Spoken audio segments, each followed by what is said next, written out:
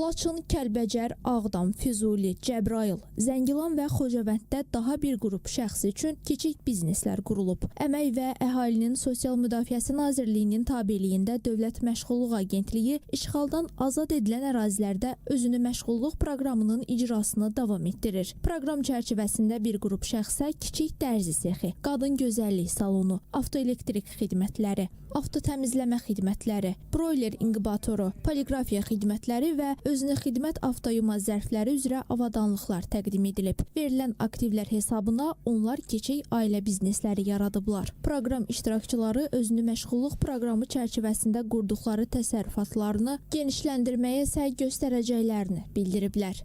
Özünü məşğulluq idarəsinə mən müraciət elədim. Çox sağ olsunlar. Müraciətimi yerində də qəbul elədilər, baxdılar. Avtoyuma ilə əlaqədar müraciət eləmişdim və bugünkü gündə gətirib çıxardıblar. Çox sağ olsunlar. Məşğulluğa müraciət eləmişdim. Hardasa bir il bundan qabaq. Sağ olsunlar. Bu yönədə aparatlarım gətiriblər. Məndə avtoyumadır. İstəyirəm ki, öz işimi burada quram, Laçında quram. 11 şəxsə biz aktivlər təqdim edirik. Böyük qayıdış proqramı çərçivəsində işğaldan azad olunmuş ərazilərdə məşğulluğu təmin olunan vətəndaşlarımızın sayı artıq 9500-ə yaxınlaşıb. Bura həm öz məşğulluq proqramı, eyni zamanda müvafiq vakansiyalar üzrə işlə təminat daxildir. Bundan başqa bu ərazilərdə biz məşğulluq tədbirlərindən, aktiv məşğulluq tədbirlərindən biri olan peşə hazırlığı istiqamətində də fəaliyyətimizi davam etdiririk.